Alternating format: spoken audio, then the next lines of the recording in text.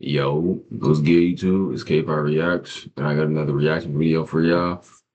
Today we're reacting to the kid who stole $230 million. Let's get into it, man. No way. Oh my No. god! $242 million! Do you know how much money that is? Like it's game time. Locked in when Nigga, 230 million, bro. What y'all doing with that bad boy? I'll tell you what I'm doing. You'll never hear from me again. First, I'm not even gonna say what I do on camera, man. I don't even want this to be documented. Let's just get into it. it's game time. Yeah, I'm ballin' like it's game time. I wake up, flex, thumbs down, that check, no drip, this, time to run it up. No speed, no, might crash, might wreck, but first I It's the 19th of August, 2024, the day a group of young adults carried out one of the largest crypto heists ever recorded. 20-year-old Malone Lam, 18-year-old Virch Tao, 21-year-old Jeniel Serrano, Danish Khan, and Chen. These kids targeted a single Genesis creditor who had no idea they were about to lose a staggering $230 million worth of Bitcoin. But how did they pull it off? Were they expert hackers with advanced coding skills? Well, it was much simpler than it seems. These scammers did something very clever. They hacked into basic human nature. I run a podcast solo. No Bro, we don't listen to that. Oh, not either, bro. It all began with a phone call, a seemingly harmless contact from Google support, but this call wasn't from Google at all. Using a spoof number, Vichatel, also known as Wiz, convinced the victim that their personal accounts had been compromised. With this false sense of urgency, I literally just said he looks like a Harvard student. That's just me. But whatever this is, he look like the brains of it. Let's keep. Listen, old boy got glasses. That's just probably what this just throwing me off. Let's see. he gained access to the victim's Gmail and iCloud, where he gathered key security information. Another call followed, this time from Jeniel Serrano, aka Box, claiming to be a representative from Gemini, the crypto exchange the victim used. The victim was tricked into believing their account was under attack. Under pressure and convinced they needed to act fast, the victim reset their two-factor authentication settings, giving the thieves the access they needed to take control of the Gemini account, quickly sending funds to a compromised wallet. The situation was spiraling, but the victim had no idea. When he was asked to use AnyDesk, Hold on, before I continue, I'm gonna just say I don't understand anything about no Bitcoin. I'm not really understanding. But what I do understand from the title, 230 million. All right, that's all I understand. So let's go.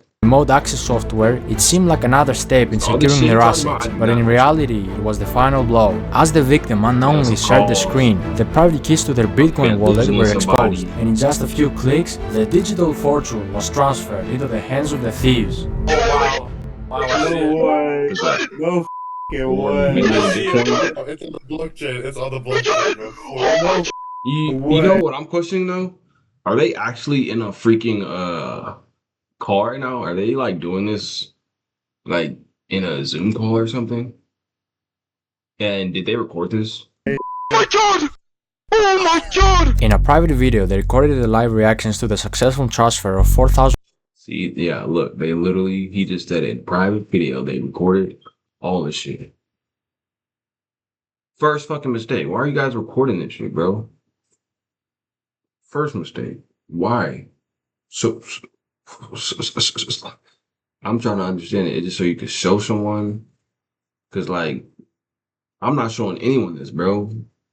We just finesse somebody for however much Bitcoin is, but from what I see under it is 238 million.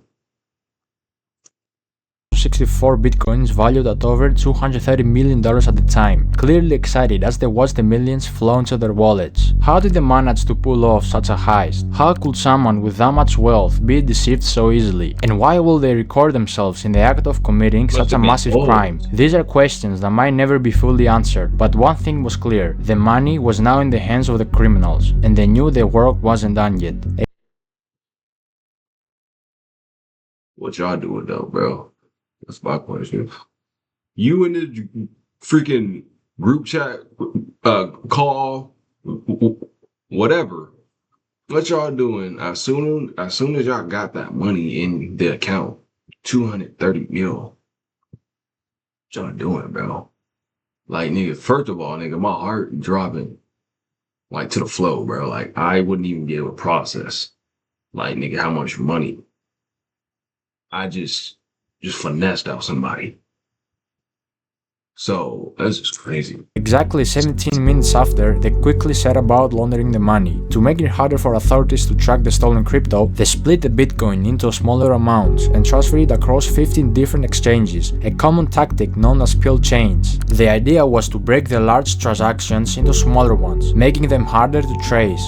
Bitcoin was swapped for Litecoin, Litecoin was swapped for Ethereum, and Ethereum was swapped for Monero. The process took several days, with If anyone in here know how to do this Bitcoin let me know. Y'all got my social. constant swapping between different currencies and exchanges, further obscuring the trail. Go to the top right, the settings bar. Settings, no, not that. Like the swap settings. These niggas recorded it. Set custom recipient. That's the only thing throwing me off. No, bro. Why What the they hell? recording You're this? 998. Alright, bro, you're so horrible. You can't. Bro, I'm clearly busy, Only thing Caleb. throwing me off is why Planning a recording heist. Soon enough, Why are all they the stolen recording money this? was now clean money, This is ready to be literally a spent, heist. and the criminals didn't hold back. The day before the heist even took place, they were already planning on how to spend their fortune, sharing links with each other on Telegram of expensive luxury clothes they wanted to purchase, from brands like Louis Vuitton, Givenchy, and Philippe Plein. Niggas get some weak ass goddamn jackets, bro. Nigga, if you don't get you some property, what? Nigga, what? You nigga trying to get some fucking clothes, nigga. You nigga all that money, bro. The first thing you trying to get is a jacket from Louis Vuitton. Fuck off. Serious. While most of the crew chose to play it safe, keeping a low profile and resisting the temptation to splurge, one man couldn't help but stand out. His name? Malone Lam. Of course it's the Asian homie, nigga. Of course he gonna stand out, bro. Of course it's the Asian homie, bro. Like it's game time. Nigga, I had to stand out, bro. Locked in when it's game time. Apparently you can go from 0 to a complete... I don't hear no ads, right? I see you, but I don't hear you. Malone was based in LA, and the moment he got his hands on the money, he wasted no time diving headfirst into a luxurious lifestyle. Everything he had once watched wealthy people enjoy was now within his reach, ready to become his new reality. Nightclubs became his second home. Almost every night, he hit a club, spending ridiculous amounts of money on VIP sections and bottle services. His bar tabs were unbelievable, some nights costing $265,000, $300,000, and even more than No. Look at these receipts, yo. Look at these receipts, yo. I don't think y'all understand. The Asian homie is really showing out with this money, bro. And not to mention, we did a heist. Not to mention, we did 30 bottles of Casamigos. Bro, you're not drinking all this.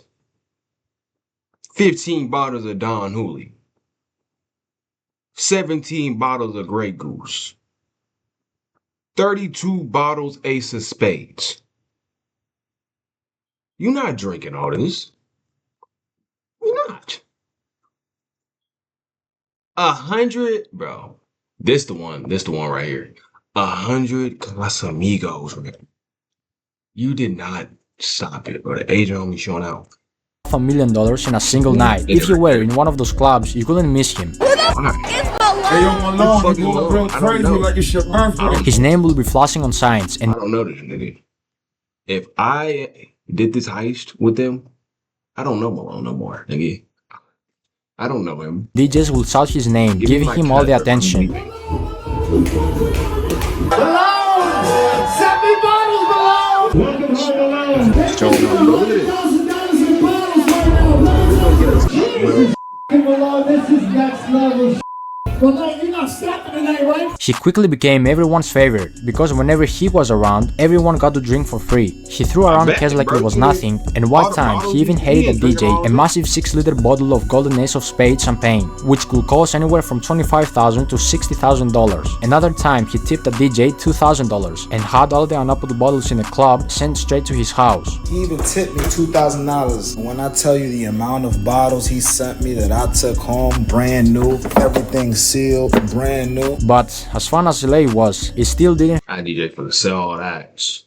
What? Feel like enough. He craved more attention, more luxury, more extravagance. So what did he do? He chartered a private jet to Miami. There, he took his spending to a whole new level. In Miami, Malone settled in a waterfront mansion. This place wasn't just any house. It was a $10.5 million estate with a $62,000 a month rental price tag. This mansion was massive, covering over 8,500 square feet, with 25-foot ceilings, 10 bedrooms, and a huge pool with a jacuzzi. It had 2 big front gates and this man almost spent over $1 million at a club just on bottles, bro.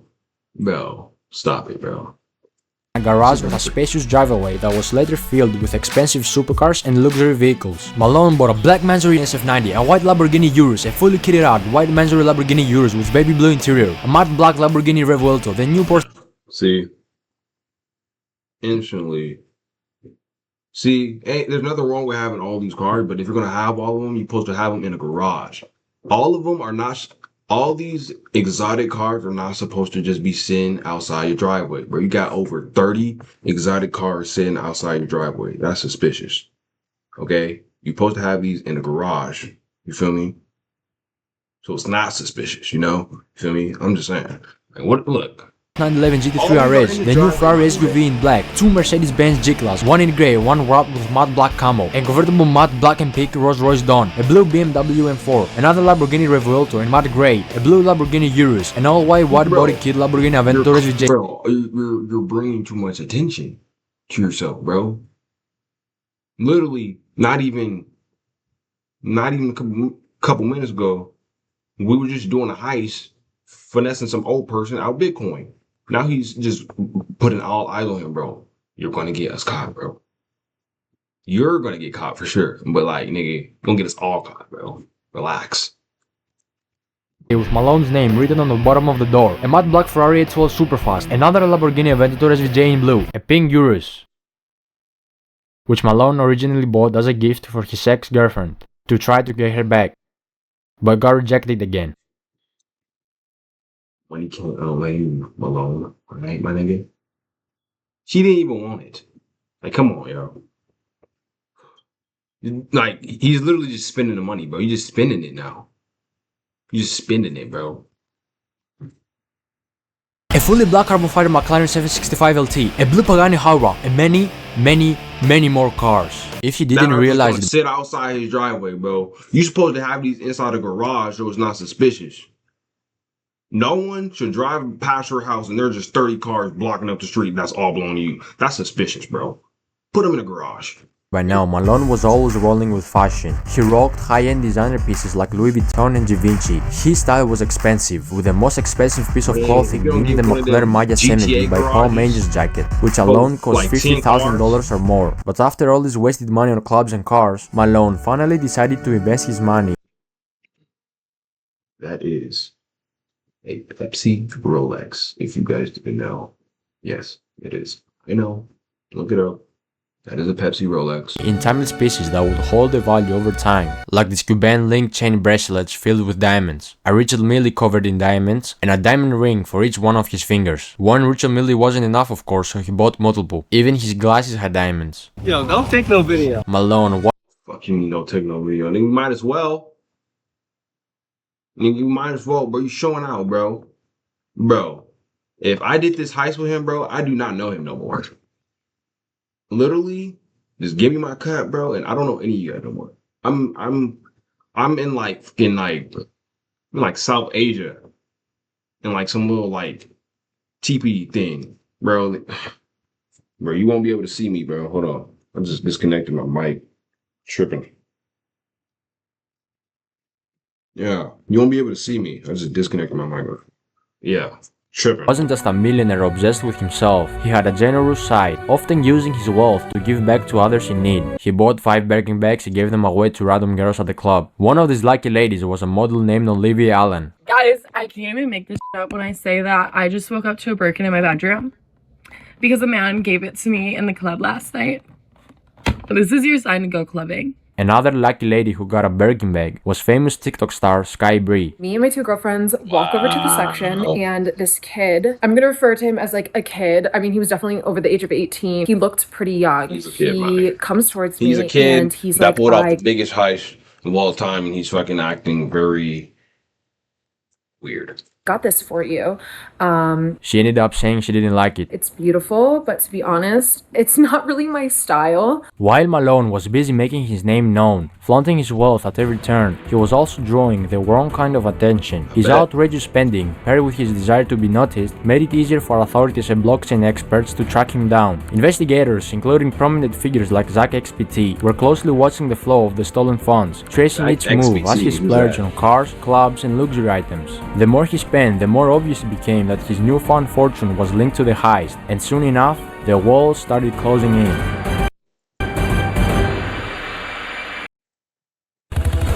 Yeah, bro. I told y'all, man. He shouldn't have been doing all that. Now, down his ass. Yeah, down him, bro. They finna get you now.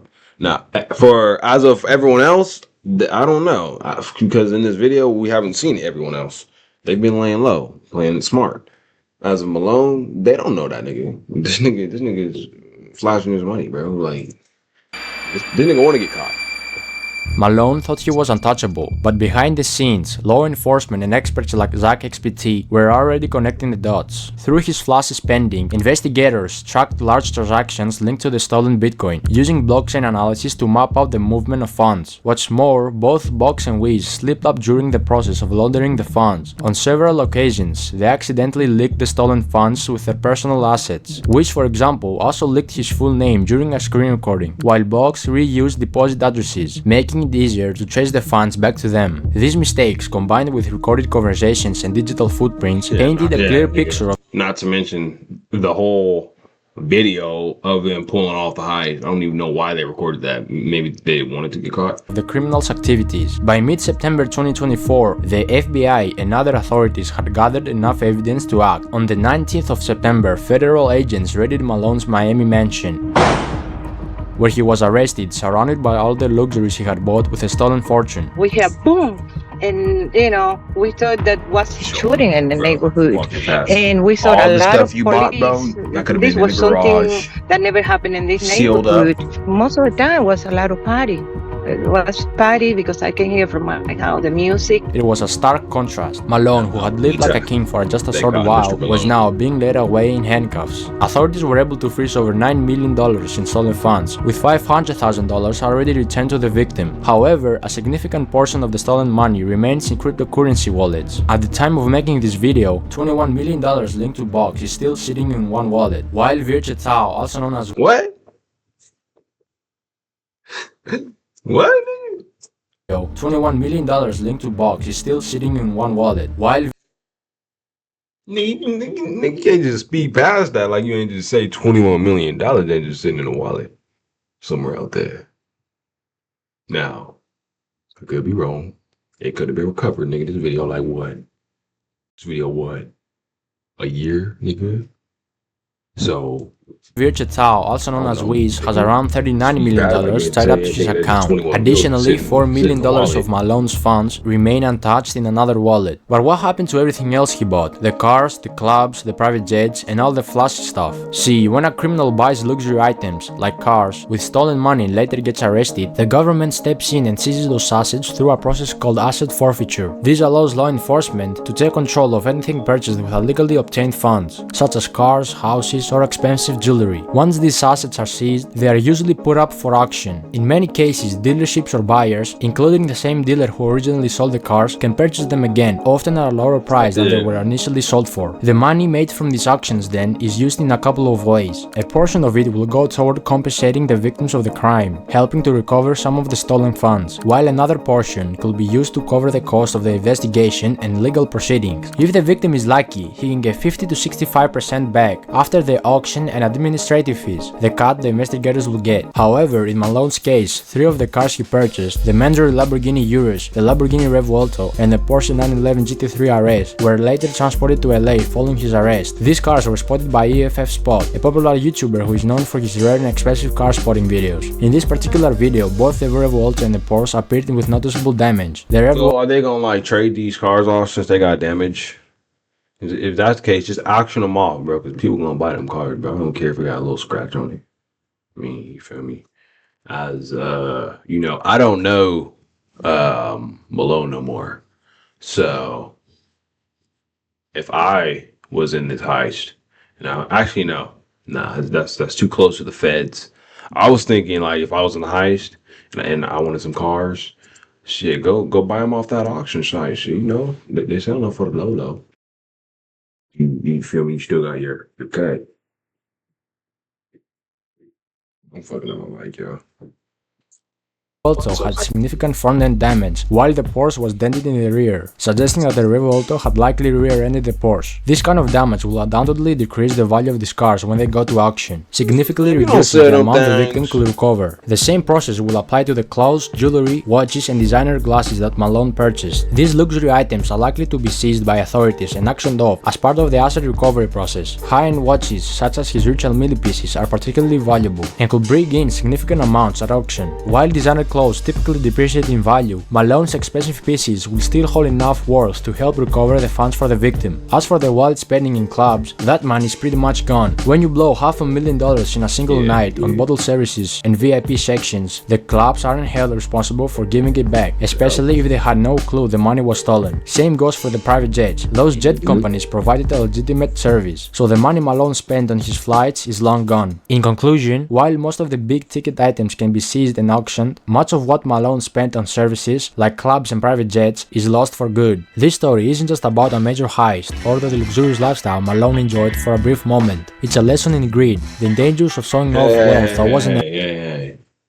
Okay, I'll let you continue and then I'll say what I have to say. earned, and how quickly everything can come crashing down. Despite all the money spent, the nights out, and the flashy purchases, Malone's dream life was built on stolen funds, and it was only a matter of time before it fell apart. Authorities might recover some of the stolen money, but the damage done to the victim and the recklessness of Malone's spending spree are a reminder of how easily things can slip away. For Malone and his friends, what started as a wild ride of lavishness ended in arrests and their names tied to one of the biggest crypto crimes in history. In the end, this heist shows us that no matter how clever the crime or how big the payout, the law always catches up, and the price they paid was far greater than the short. Hey, we're gonna say it like this. Hold on. Let me take my captions off. Turn off my captions. Hold on, oopsies. Turn off the captions. I'm gonna say it like this, bro. Because I'm speaking. Now it's my turn, okay? Here's what I think, Mr. Malone. Malone's the only one who got caught up here. There were 6 people. There's like 1, 2, 3. There's probably like 4 of them. All right. Malone's one that got caught up because he's the only one that wanted to freaking get all eyes on him. In clubs spending over $1 million on bottles in a day. He wanted to get caught. As of for the other 4 people, they haven't got caught. They doing it right. They landed low. Right. So yeah. That's what I think. Malone, you're fracking weird, man. All right? Should have laid low. Now look at you. No jury. You're just Malone. All right? So, that's another one, man. Get at y'all. And, yeah.